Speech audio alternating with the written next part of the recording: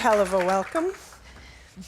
Welcome to the Edinburgh International Book Festival. Thank you for coming out. My name is Lee Randall. This is Hadley Freeman. And today we're going to talk about Life Moves Pretty Fast, her love letter to the teen films of the 1980s. Now, mostly you'll know Hadley from her distinguished career with The Guardian and other journals. But many of you may have been here a few years ago when we talked about Be Awesome, her guide to modern life for modern ladies, which is all of us. As I said, the new book is called Life Moves Pretty Fast. It's in honor of one of her favorite films, Ferris Bueller's Day Off, and is just one of the teen classics that we'll be talking about as we delve into the life lessons served up in the kind of films that Hollywood doesn't make anymore. Afterwards, after we've had a little natter, you'll have a chance to ask questions, and after that, I'll whisk Hadley off, if you give us a 1-minute head start, into the signing tent next door, and I urge you all to buy books and get them personally inscribed. So welcome. Thank you. Welcome. Now that I've done all the admin, this is your love letter to all the movies that shaped you. And you point out that these movies are not being made anymore. So let's get the nitty-gritty stuff out of the way first. Sure. Why aren't they made anymore? What's changed? Why is Hollywood different? So it's two things in particular. So the movies I talk about in the book are things like the teen movies, like obviously Dirty Dancing, Ferris Bueller, Breakfast Club, and then also the more adult movies, like When Harry Met Sally, Steel Magnolias, Top Gun, stuff like that. And why aren't movies like that really made these days? And there's two things that happened during the 80s. This is like the boring stuff. I promise we'll do the fun quotes and the power ballads after this bit. Yeah, we're going to do a duet. The first is that the studios in Hollywood in the 80s started being bought up by big conglomerates, so things like 20th Century Fox and Paramount. So they were bought by companies that didn't just focus on movies. They were bought by things like water companies, electricity companies, that just saw them as more money-making these. And obviously, I'm not saying the 80s was this kind of socialist idyll, particularly in Hollywood. Obviously, these people wanted to make money, but now these studios are being led by people who really didn't know anything about movies. They just saw them as basically like bottled water, like another product to make money. The other thing that happened, the biggest thing that happened, is that in the 80s, a movie that was made in America would get 80% of its takings from America and 20% overseas. During the 80s, and then specifically, particularly during the 90s and now, that just totally changed, that ratio changed. So now it's 20% of its takings come from America, 80% from overseas, mainly China, a bit of Russia, a tiny bit India, stuff like that. And you might say, on the one hand, that's really great that America, for once, is conscious of countries other than itself, which is true. But the downside of that is that it means that it doesn't care about making movies with things like dialogue or plot and stuff. And this is why you are seeing all the superhero movies, because these are movies that don't need to be translated. You know, you don't need to translate shooting somebody. You do need to translate amazing Nora Ephron dialogue. So that stuff isn't getting made anymore. It also means that you're not getting movies made with specifically American references. And I don't mean things like 4th of July or stuff like that. I mean things like what John Hughes would do in his films, which are all about social class. It's all about American working class kids, like struggling against the upper class snobby kids. Or even things like Field of Dreams. Like, I don't know how many of you have seen Field of Dreams. All of you should see it. I mean, that would never be made today. That's so specifically American. It's basically about the American farm crisis in the 80s. But it's about an American farmer with a baseball field. Like, you can't get more American than that. And they would say, well, that's not going to play in China, so we're not going to bother. And obviously small movies do get made today, but they're made by independents. So what you have are studios making, X-Men 17, and then like the smaller movies, which get very limited releases. You don't have things like Paramount making movies like The Breakfast Club, which is what they were doing in the 80s. So those are the big changes that happened. So how hideously hard was it to decide, I've only got this many pages, they've only let me write, how many ever pages, I can only pick X number of movies instead of this much larger number of movies. How hard was it to narrow it down? It was, because I think there's something like, there's 10 or 12 chapters, and so each chapter takes one movie as its main point, and I try to cram in as many other movies as possible into that chapter. But it was really hard, and it was really heartbreaking, and I wanted to do movies not necessarily the obvious movies, but movies that people would have an emotional connection to already, so that would help them get into the chapters to discuss the points. So to discuss, for example, teen sex in movies today, the obvious one would be Dirty Dancing, because most people have seen Dirty Dancing. Put it this way, most women have I've never seen it.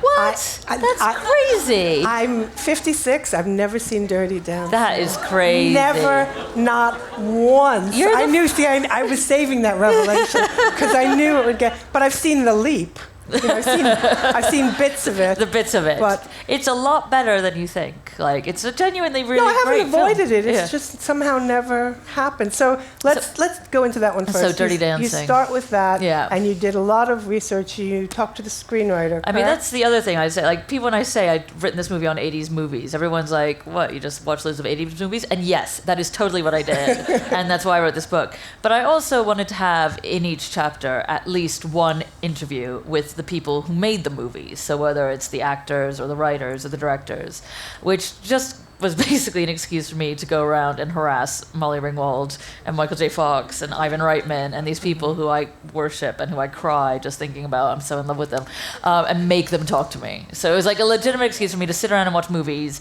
and harass Matthew Broderick on the phone. So that's basically why I wrote this book. So hard work. Hard work. Terrible hard work. So for Dirty Dancing, I tracked down the writer, Eleanor Bergstein, who is this hilarious American Jewish woman who's like basically every single one of my aunts, and just like talk on the phone. She's like everything you want.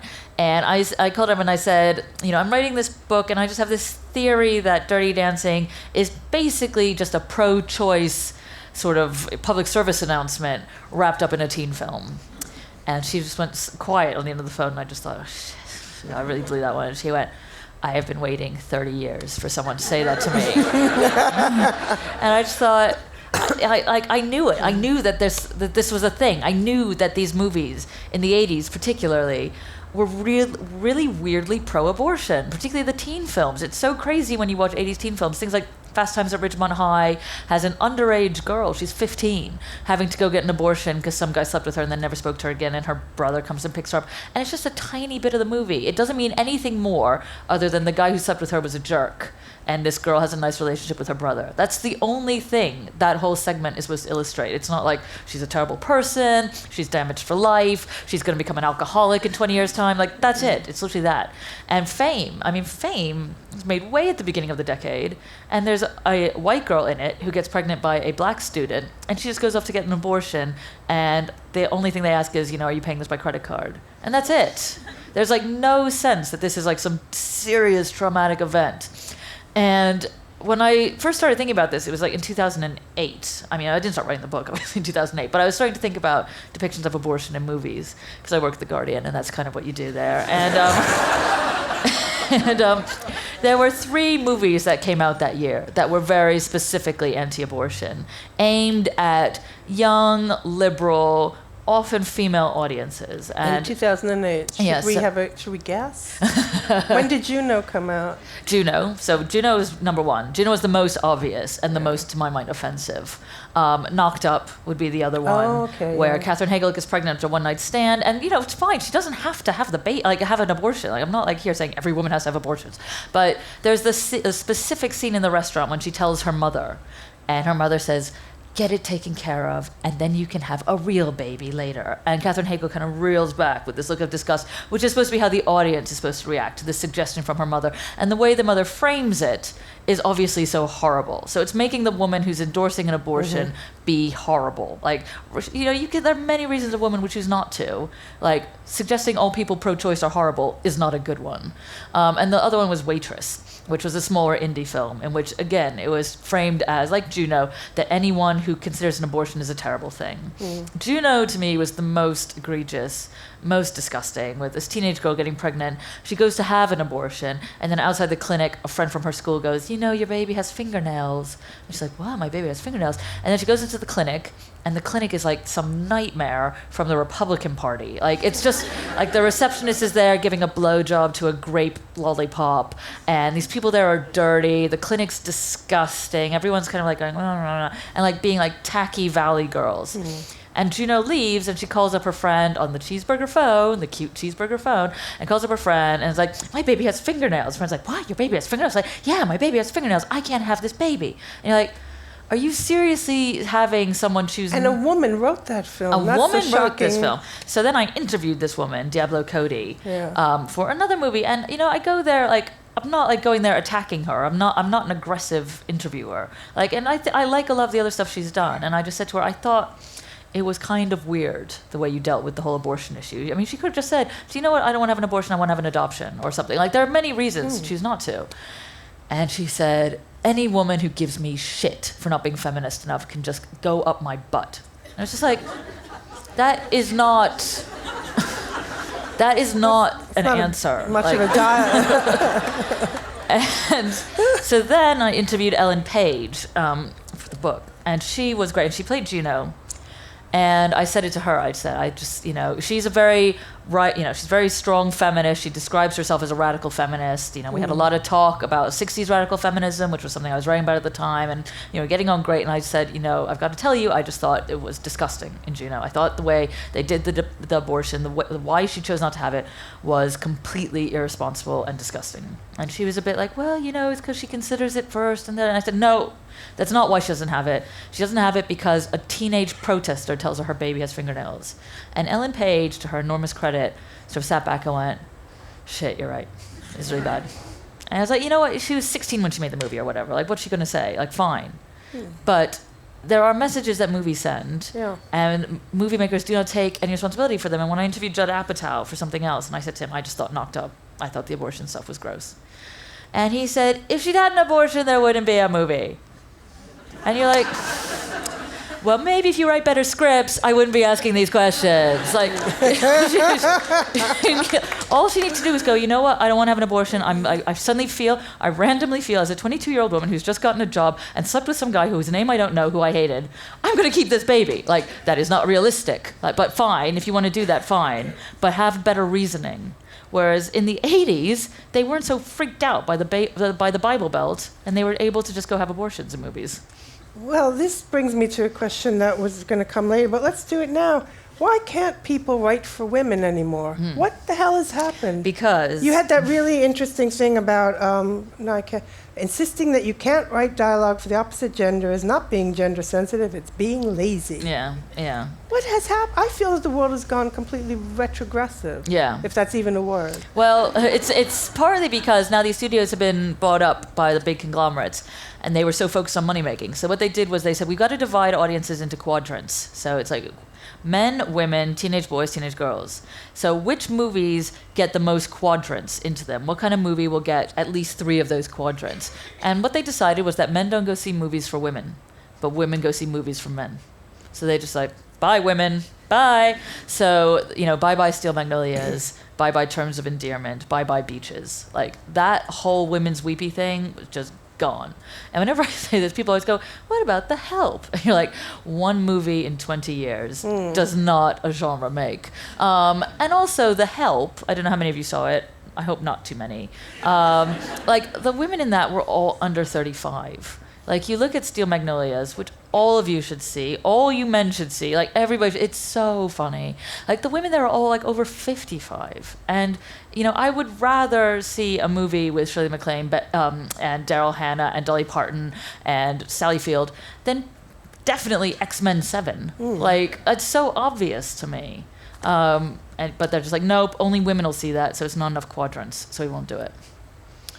Which also kind of tangentially, in a wobbly way, brings me to the whole, all the John Hughes movies, where I have this thing now where, all those lovely characters that Molly played, who were so quirky and who got to be fully clothed at all times.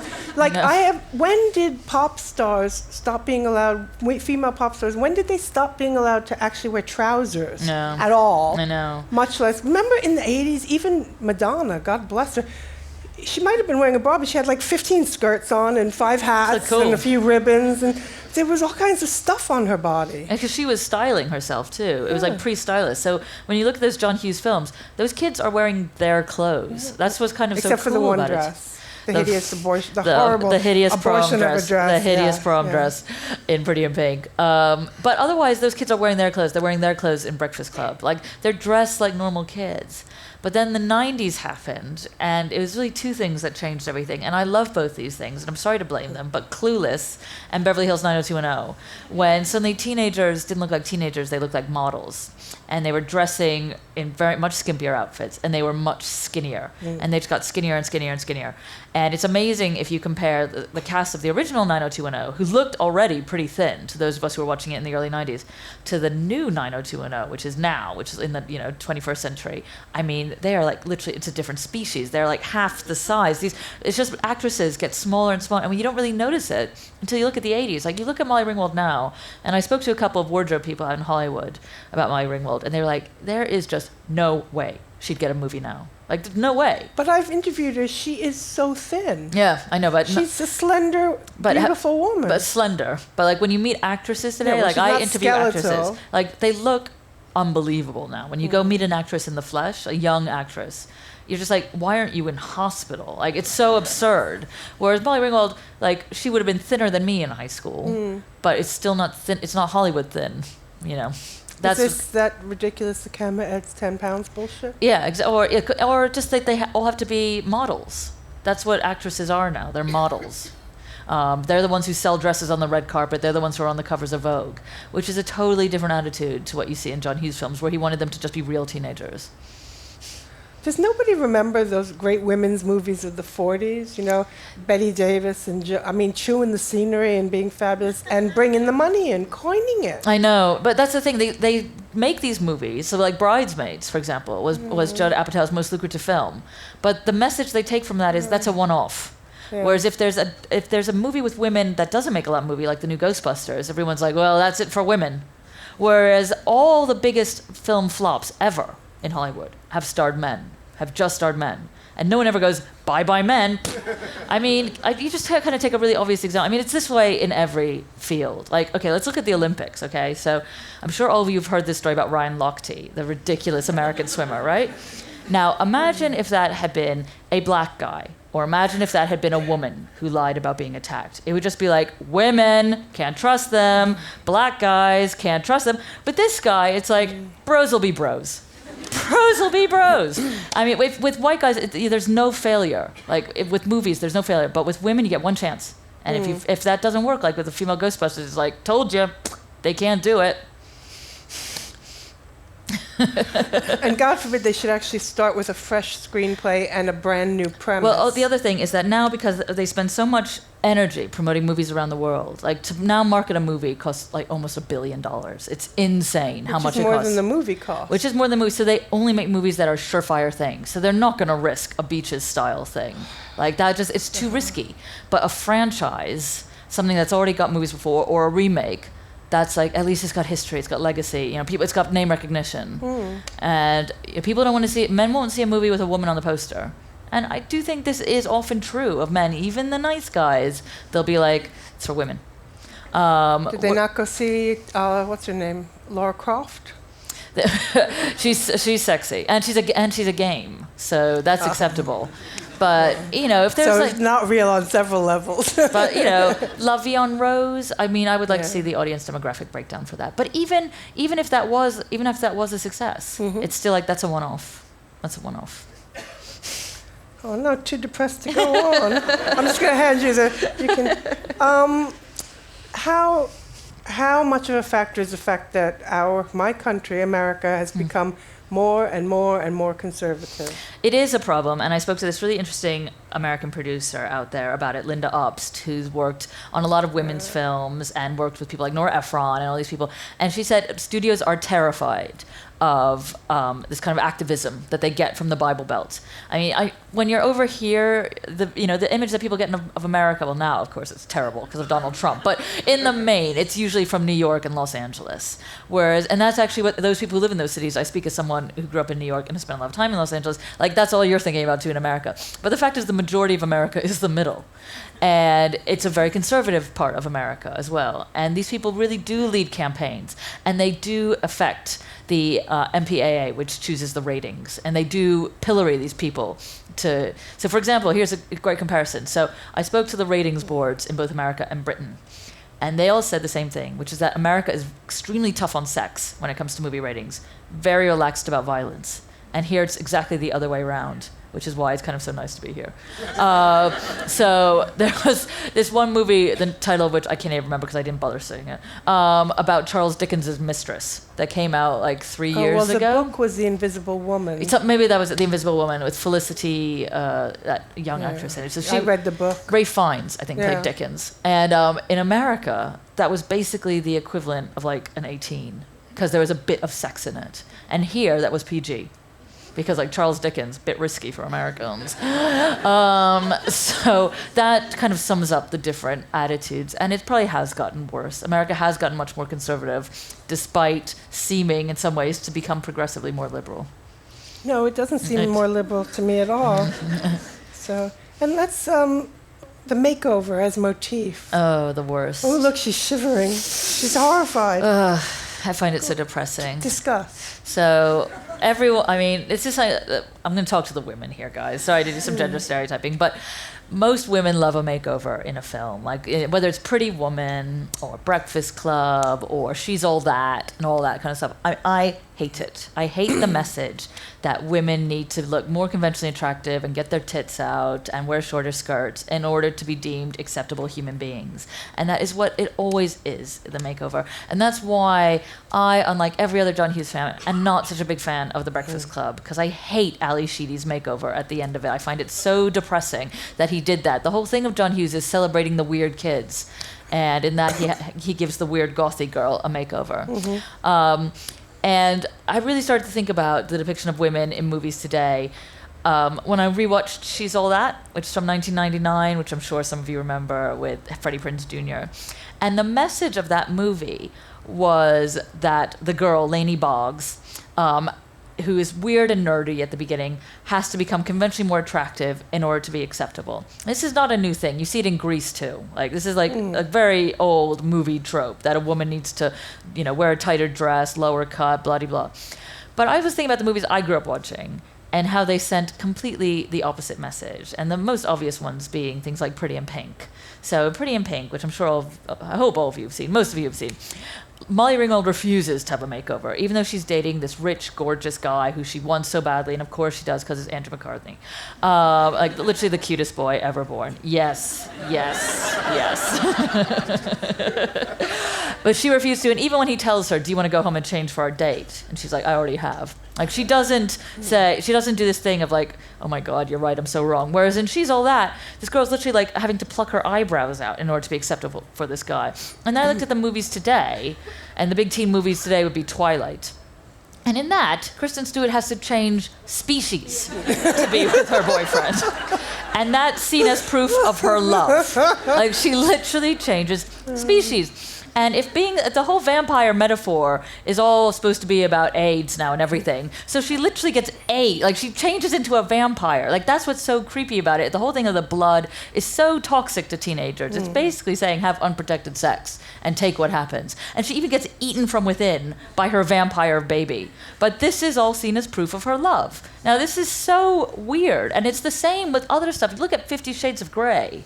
Like, no, don't look at it. What the hell is that? What the hell is that? Where she puts up with having sadomasochistic sex, which she doesn't really like and doesn't really want, in order to have her rich boyfriend. Like, what the hell is this message? Now, that's not really aimed at teenagers. A bit. Teenagers can read it if they want. It's certainly aimed at 20-something, 30-something women. That is a totally sick message to send. Whereas you look at movies in the 80s, I mean, one of the things I love about them is kind of what we said earlier, is the women just look like schlubs. The women aren't all blow-dried. They're wearing these weird big clothes that have nothing to do with 80s fashion. It's like Cher in Moonstruck kind of looks ridiculous. Like she's kind of like wearing these kind of big ugly coats. And that massive perm. Massive perm. She gets her hair dyed for the date. I will grant that. But she does it for herself. Like he says to her, like, You know, he was totally into her before, Nicolas Cage. She does this. She wants to get her hair done. She's finally coming out of her widowhood. It's fine. But, like, you know, Sally, and When Harry Met Sally, like, what the hell is she wearing? She's, like, wearing jodhpurs or something when they walk in the park. It's so bizarre. And that's amazing. Like, these women aren't trying to look conventionally attractive for men. Whereas now, like you say, I mean, they all look like models. They all look like models. Julia Moore, whatever age, Kristen Stewart, they all look like models on screen. There's none of that I'm just dressing for myself attitude that you get in 80s movies. Bring it back. I know. It's like kind of like that horse has bolted. There's like no way of it coming back. It would look so weird to see that on screen now. Like, I find it weird almost when I watch it, and I watch these movies all the time. It's amazing seeing Meg Ryan in When Harry Met Sally, and you think... Well, first of all, her face is completely different. Face is totally different. It's her original face. It's very sad. Which I much preferred. Or like the women in Tootsie. Like, they're all just... I just watched it the other day. Had you never seen it? You've seen No, it? I'd seen it, but it came up on Mubi. Oh, so I thought, Charing Hadley's in, better rewatch Tootsie. And I was actually appalled by certain elements of it. But there were, you're right, the women just look like normal women that you would see on the street. I mean, the clothes of Jessica Lange, who's supposed to be the drop-dead hot one, whereas she wears, remember in the 80s we had those big box pleats up at the top of the trousers, and they kind of ballooned out, and then they were pegged at I had hundreds of them. No. She's and you think she'd never wear that. Never happened. Now it never happened. Now First of all, she got way too much fabric on for nowadays. Yeah, and now it's all about looking as thin and sexy as possible. Yeah. Although there are those scenes where Gina Davis is so skinny when she's in the dressing room and she's wearing her bra and knickers. But that's seen as kind of ridiculous. Yes, like it is. It's held up as ridiculous. This isn't the norm. Women aren't walking around in their bra and underwear. Like, that's the whole thing when Dustin Hoffman goes in. He's like, what the hell is going on? But also, his character, I hadn't amazing. remembered how reprehensible he was in the beginning of the film. Oh, terrible. Yeah. Should we talk about Tootsie? I love Tootsie. Well, I've already started, so join in. So I love Tootsie so much. Now, this is also a movie that wouldn't get made today. I mean, first of all, it would be seen as freaking crazy. I mean, like, it would be seen as a bit on the edge, I'd say. Like, this man dressing up as a woman in order to get a job. But the thing I love about it is that she's so feminist in it. And this is coming at the beginning of the 80s when it's supposed to be the backlash against the second wave. And the reason that this character becomes such a celebrity is because she's so feminist and telling all the women in the film to, you know, zap sexual harassers with, you know, in the badoobies, as she puts it. Yeah. And all that kind of stuff. But what's sad about it is that they chicken out and they have her get together with Jessica Lange instead of Terry Garr at the end. Which is who they should. It should be Terry Garr. And everyone. Yeah. And then also, even worse, is Jessica Lange won the Oscar that year instead of Terry Garr. So poor Terry Garr got screwed over twice. Yeah. But I find it a very moving movie because, Dustin Hoffman so clearly feels this empathy with Dorothy, the female character. Yes. And he gave this interview a couple of years ago to the American Film Association about how he knew he had to play this character because when he saw what he looked like when he was made up, he realized that he wasn't pretty, and he always just assumed he'd be a pretty woman, and that if he bumped into this woman at a party, he wouldn't even give her the time of day. He wouldn't even talk to her, and he suddenly realized that it's slightly harder for women than men, and that Dustin Hoffman as a woman wouldn't have been seen as the sex symbol as Dustin Hoffman the man was able to get away with. It's just the truth. And so he wanted to do it for these women who get unfairly overlooked for not looking like Jessica Lange. Which is all lovely, but... It should have ended then with Terry Garr. I've gotten just so riled up that I found that I was like, well, fundamentally, this is mansplaining. This is a man explaining to them how to be feminist, and I'm pissed off about that. So I've obviously gone right around some sort of point of no return with this. It's mainly just so funny. I mean, when have we seen a film with that kind of witty dialogue? Like, that's up there with, 80s, Woody Allen's, which for me is my favorite era of Woody Allen. 80s Nora Ephron, also my favorite era of Nora Ephron. Like, that kind of sharp dialogue that just bounces, that's not sort of assuming the audiences are semi-literate or that everything needs to be explained. Yes. Or everything needs to be hammered home with that sort of on-the-nose song playing in the background. Yeah. It's so smart. It just assumes audiences are smart, and that's what you don't really get from movies today. No. Why don't we talk about your favorite movie of all time? Okay. Ferris Bueller. Why, of all the movies you could choose? I love this movie so much. It was the first live action film I saw that wasn't an MGM musical because my mother worked for Sesame Street and that's all I was allowed to watch until I was like 9 years old or something, 8 years old. And then I was allowed to go to the video store, and I rented Ferris Bueller's Day Off, and it was just this whole new world to me. And I watched it every day when I got home from school for more than a year, and copied out the script in my notebook, which I still have at home in my pencil. And I can still recite the whole thing. And I love it so much, Ferris See, I Bueller. could recite The Wizard of Oz. We could have a competition. And it's such a weird movie, and I find it such a profoundly moving movie for John Hughes as well. In the book, you talk about how it's a movie about class, about social class. So why? What particularly? Because obviously Ferris and he's well rich, off. yeah. His even wealthier friend with Cameron. the car. Yeah, with the cars, the car museum. So John Hughes grew up in a lower middle class family in an upper middle class suburb outside Chicago. And he was extremely conscious of this class difference. And when you watch his other movies, particularly 16 Candles, Pretty in Pink, mainly Some Kind of Wonderful, which most people didn't see in the end, it's all about class and how the working class kids are overlooked and how they can never be cool. It's always the rich kids who are cool but mean. And Ferris Bueller he wrote right after Pretty in Pink. And what's interesting about it is that Ferris is basically the same as the character Ducky in Pretty in Pink. I mean, it's even played by characters who look the same. They're into the same kind of music. They're both geeky. They talk to the camera. They do the breaking of the fourth wall thing, all that sort of stuff. And I feel that this is John Hughes' fantasy of how his childhood could have been if he'd just been rich. You know, he's popular. He has the prettiest girl. The whole town is obsessed with him. And it's very, very touching. And he's talked a lot about how much of his life is in Ferris, much more than in his other movies. So, for example, when the kids skip school and they go to the French restaurant Shaky, that is a reference to Shakey's fast food restaurant in Chicago, which he used to go to when he used to skip school with his best friend. But it was just a hamburger joint. So now they've made it this fancy French restaurant. And the scene at the Chicago Institute of Art, which is my favorite movie scene of all time, when they're walking through and it's the instrumental music. He used to go hide there when he wasn't enjoying school, when he was being bullied, and he'd just sit there and look at the paintings. So this was his way of thanking the school. And he did actually marry his high school girlfriend and was with her till the day he died. So it's also a little bit about that love story. So when Sloane says at the end, he's going to marry me, that's a kind of thing for John Hughes and his wife. So it's a very touching film. And what's also touching, it's him starting to say goodbye to teen movies, because both Molly Ringwald and Anthony Michael Hall, who were his female and male muses and who were in all his other movies, turned it down. And they said they wanted to go off and do other things, which they didn't really manage to do, which is quite interesting.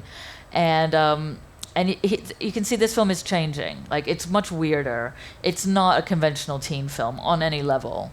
It's surreal. It's quite zany. It's quite zany, and it doesn't really have a plot. I mean, it's just this one day with these kids who skip school and go to a museum. Like, it doesn't even make any sense. It's so bonkers. And also, this poor principal who just wants them to go to school is like seen as this terrible villain. It's like that doesn't make sense either. Like, none of it makes any sense, let alone the fact that Ferris being sick from school is in like the local newspaper and Sky written and they're on the TV. Like, none of it makes sense. And there are a lot of theories on the web, as ever, about this, and saying that it's Cameron's fantasy. Like, Ferris is a figment of Cameron's imagination. And I don't think that. I mean, you can say that this is told by Cameron, because obviously the movie is more about Cameron than Ferris. Like, Ferris doesn't change. Ferris is just this empty vessel who's like the same at the end as he is at the beginning.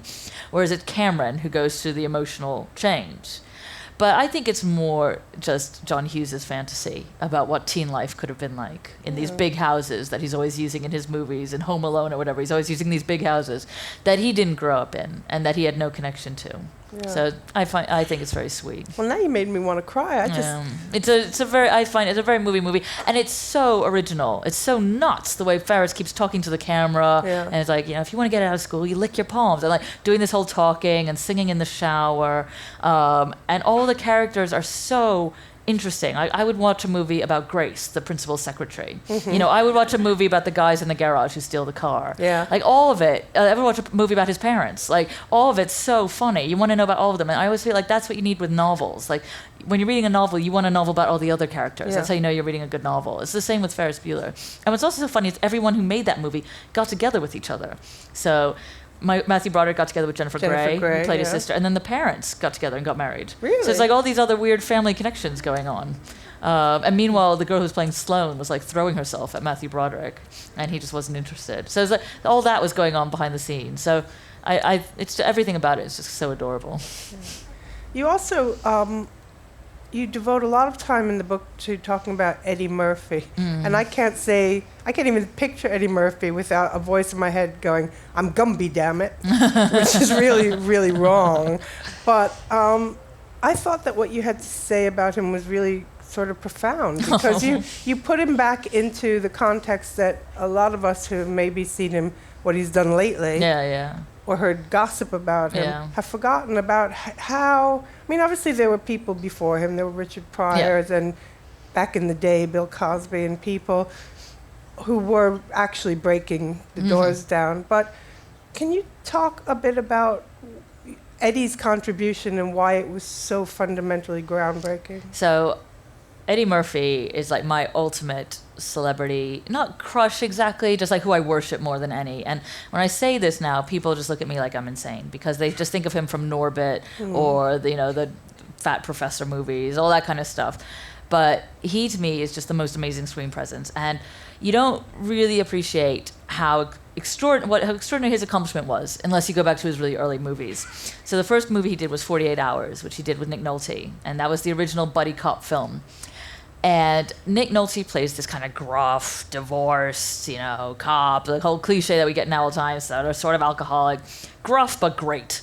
But as part of his gruff but greatness, he keeps calling Eddie Murphy, who he's teamed up with, names like spook and watermelon and the N-word and all these other words that I, as a Guardian writer, am not allowed to say.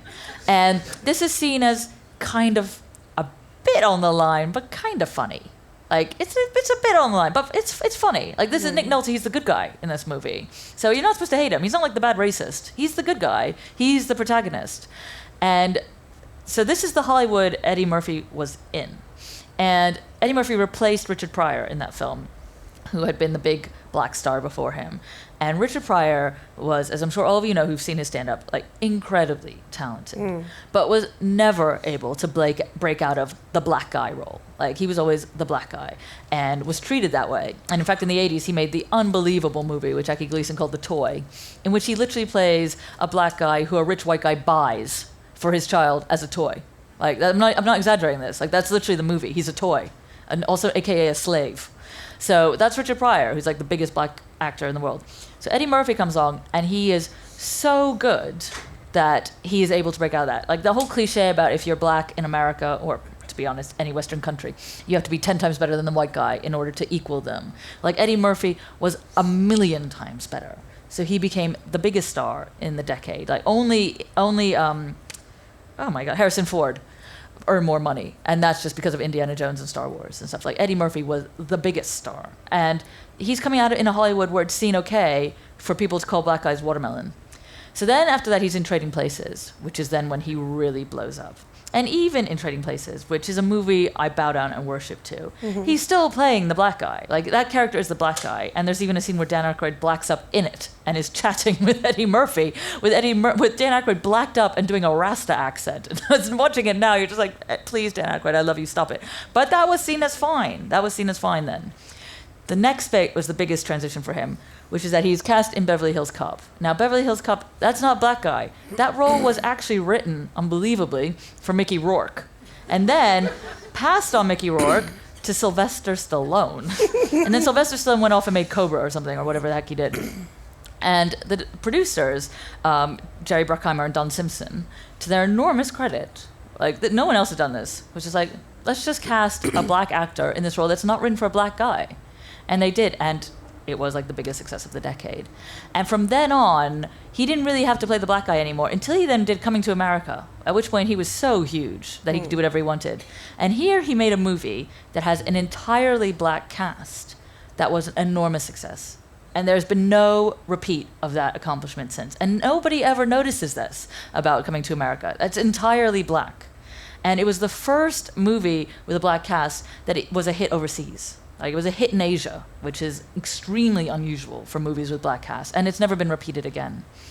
And nobody gives him credit for this.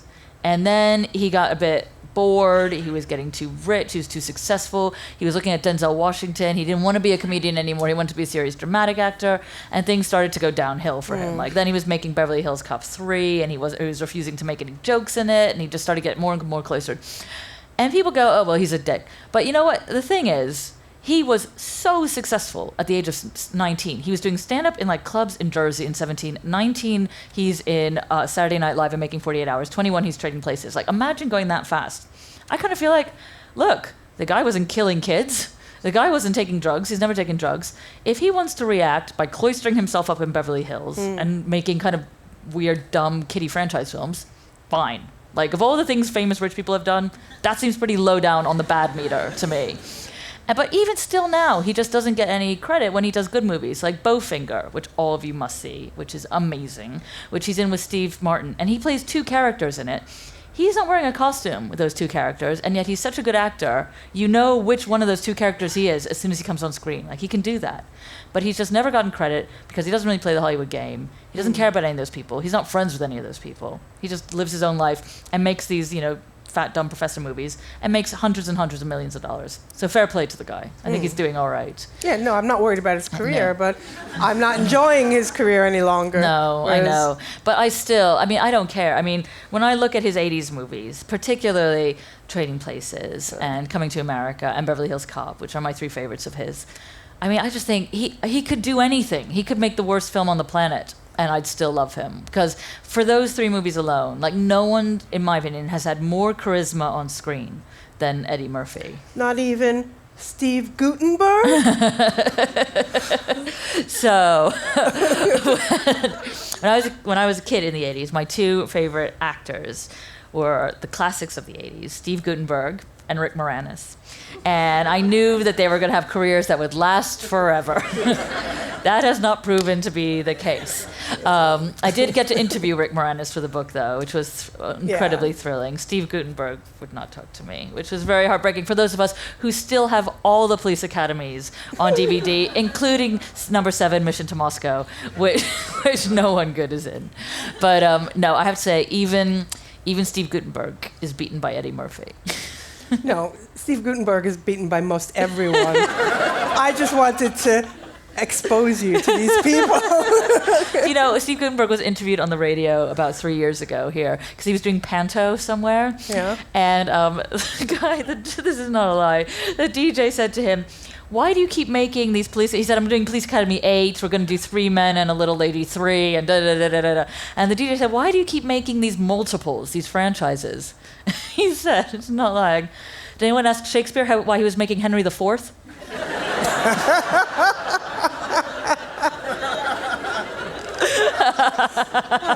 God. Please let that have been a joke. It's in a similar vein, this is not about 80s movies, actually, this is 90s movies now, but I had to go interview James Cameron a few years ago, 3 years ago or something, and it was to promote some Blu-ray, knockoff Titanic thing. So we were talking about Titanic, and thank God we weren't talking about Avatar. So we were talking about Titanic, and I said to him at the end, he's known for having a terrible temper, and he's like thrown kettles at people and stuff like that. And I said to him at the end, he'd been very nice, and I said, I'm sorry, I've got to ask you this, Mr. Cameron. Why couldn't Kate Winslet just share that damn board? I mean, exactly, it's a whole ballroom door. exactly. It's the whole ballroom door. She could just get Jack on the board. Of course. And he slammed his hand on the table and went, why not call up Shakespeare and ask why Romeo and Juliet had to die? I'm with you about the board. Oh my God, it's the biggest board in the world. She had so much space. I remember saying at the time, excuse me, this room. It's like, I'll remember you forever, Jack. Push. It's better this way, believe me. I could carry on. We haven't even gone James Spader, but I would like I know, James Spader. All the women. But let's get some of the women asking some questions here, and some of the men. Let's get everyone involved. We've got about 15 minutes for quick fire round audience questions. There's a question. There are 2 people here in the center. Maroon. It's red and a white shirt. So if we just pass the. Oh, you can fight it out, but you're just behind one in front of the other. Oh, it's getting tough out there.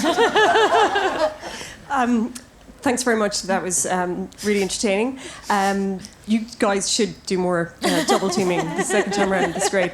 I just want to link maybe your two books together and some of the stuff you talked about the last time you were here about feminism and also what you talked about the female-led movies in Hollywood and why we're not seeing them. I mean, Ghostbusters is very interesting because actually it's not as big a flop domestically as Star Trek is. Yeah, for and sure. Yet no one's talking about the Star Trek movie being a flop, and everyone's talking about Ghostbusters being a flop. It was also approved by Amy Pascal before her emails were revealed to the world, which brings me back then to women being in charge in Hollywood and that being an essential precondition, which then brings me around to the moves we've seen in Hollywood with some women looking for equal pay.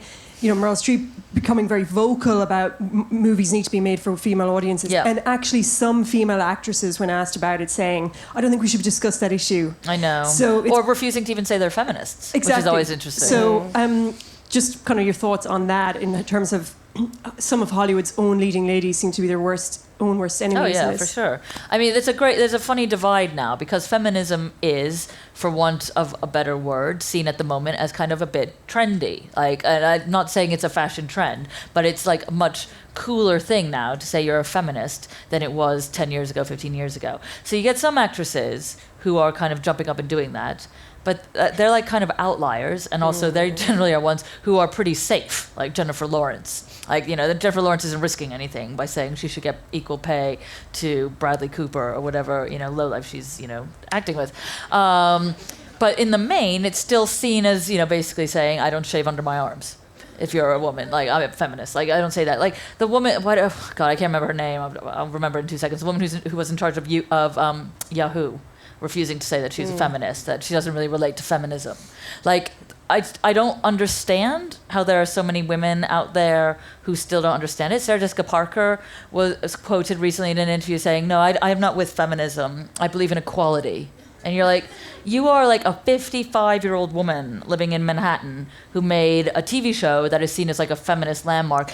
At no point you look up this word in the dictionary. And married to Ferris Bueller. I mean, but like, how do these people not understand that feminism is equality? It doesn't mean I hate men or whatever Andrea Leadsom thought it was during the whole Tory leadership competition. I'm fine with her not understanding it. Like, I'm not expecting some sort of Tory MP woman who looks like she just drinks G&Ts in Surrey all day to understand it. But like Sarah Jessica Parker, I mean, for God's sake, like, do you really not understand this? So yes, but it also makes me sad. Like, you're right, there aren't enough women in Hollywood who are making these things, whereas in the 80s there were women like Sherry Lansing in charge of studios. But at the same time, why? Why does a woman need to greenlight a movie for women? Women greenlight movies for men. Why are like women seen as niche groups? And even if we were a niche group, why is it only us who can greenlight things? Why is it only a black studio head who will greenlight a black movie? Why is it only a disabled studio head who would greenlight a movie about a disabled person? Like, why does it have to be divided this way? We all have to give white men a pass. Why can't they think about someone other than them for once? That's what I don't understand. So when Judd Apatow or whatever said, I don't write dialogue for women, I don't know them. It's like, you're married to one, you have daughters, you had a mother, you probably had sisters. You might have spoken to a woman today in the drugstore. Like, we're not foreign creatures. I mean, if they can write movies for talking dogs, like is it beyond them to write one for a woman?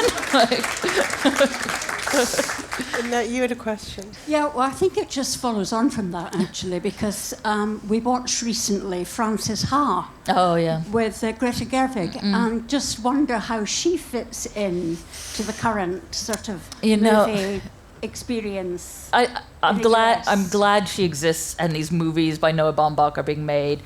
I personally find them quite annoying, but that's my own personal taste. I'm glad that this woman is being seen as someone who can open films. I don't really understand the whole, I mean, to me, it's a little close to that cliched trope, the manic pixie dream girl, which a couple of you, probably of you have heard of, where like this kind of ditzy, fey girl wafts around and is kind of has no inner life, but saves the men around her. It's a little close to that for my liking, and a little twee. But look, I'm not going to split hairs. Like, I'm glad these movies exist. But yeah, I mean, I'd rather see someone who's like actual human being rather than a kind of cutesy thing. I saw a question. Well, there's a question here, and then we'll get to. This is And the there's one over there. aerobic portion of the evening for our venue people. Hello. We all have characters in movies, either actors or the characters in the films themselves, who we say, that's me. That's exactly me. Reading you yesterday, I thought, gosh, it's Bridget Jones. I mean, is it? And you know, I love that because it's happened to me as well with mainly actors, not just particular characters in films. How much are you Bridget Jones? Am I Bridget Jones? I'm not Bridget Jones at all. But I don't know.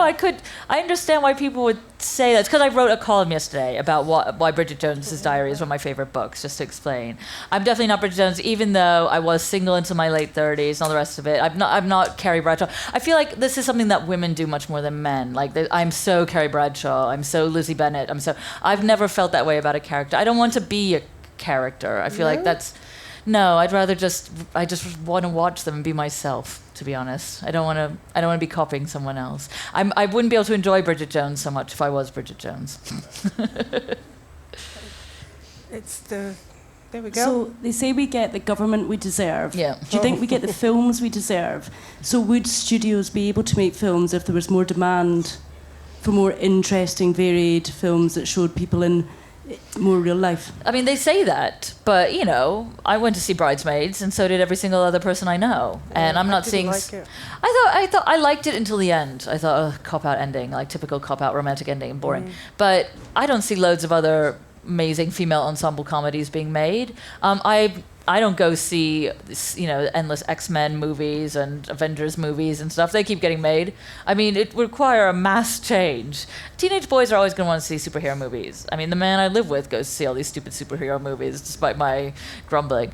I mean, I fully accept there's a market for them. I liked the Superman movies in the 80s. I thought they were adorable, Christopher Reeve. But no matter what we do, no matter how many times I promote these amazing films I've seen recently, like Appropriate Behavior, which was this independent film made by Desiree Akavan, who's this Iranian-American woman. It's such a funny comedy. All of you should download it and watch it. It's so good. Obvious Child by Jenny Slate, and I promote them in the newspaper. I interview all of them. I don't see any more of those movies getting made. So, I mean, it's really the Hollywood that makes it. I don't really see that the audience has that much power. No. Okay, there's a question right here in the front, and then there's a gentleman over there. And there's a nice young lady over there. Oh, and then somebody over... Okay. Hi there. Do you think that the death of kind of sophisticated American comedy in movies is to do with the rise of improv? The rise of improv? Well, I don't think so. I mean, I think it's just that studios were having lower and lower expectations of audiences, to be honest. I mean, so you take the smartest screenwriters, in my opinion, would be Nora Ephron and Woody Allen. Like, to me, it became a series of diminishing returns in their movies, to be honest, from the 80s onwards. Like, Woody Allen's movies are nowhere near as smart as they were in the 80s when you have things like Purple Rose of Cairo, Broadway Denny Rose, Radio Days. Like, they're just not. Everyone goes, oh, Vicky Cristina Barcelona. You're just kind of grateful that you don't want to kill yourself at the end of it, to be honest. You're like grateful it's not an actual, like, pedophile movie. It's like, oh, great, it's fine. We'll accept this. And Nora Ephron, I mean, I love Nora Ephron. I would die for her if I could. But... you know, When Harry Met Sally, then it can Sleepless in Seattle is okay, a bit stalky, slightly strange, and then you've got Mail, which was just like this weird pay on to email. I mean, I feel studios gave them less and less room to be smart in a lot of ways. Some improv stuff can be terrific. I mean, a lot of Ghostbusters. There's a lot of improv in Ghostbusters, the original one. I think it's just movies just were more and more reliant on overseas audiences, so there's just less smart writing. Somebody over there, yeah? Yeah, it's Ferris Bueller, by the way. Yeah, absolutely, bang on. It just occurs to me that it's a bit like conversation about supermarkets, isn't it, really? That if we want decent food, we want the corner shop to stick around, you better stop shopping in the supermarket so often. Or just go to the corner shops. You know, you don't need to give up the supermarkets. Go to the corner shops. And the corner shop is possibly Mubi, which I think Lee's mentioned more than once. If you don't know about Mubi, then look it up, because fantastically curated independent movies that blow you away because they're full of dialogue and emotion. Yeah. And I'm sorry to mention emotion because I'm a bloke, but I think I got that pass there. No, exactly. I'm not telling everyone stop seeing superhero movies if you want to see them. I don't get why, but fine. But, look out for the other ones. There are really great ones around. Watch them on Netflix. A lot of them go onto Netflix. Watch them at the independent cinemas. This is Edinburgh. There are loads of great independent cinemas. It's not just the Odeons and stuff. Like, go to them and give them money. It's the only way they get more made. Yeah. Thank you for coming to me.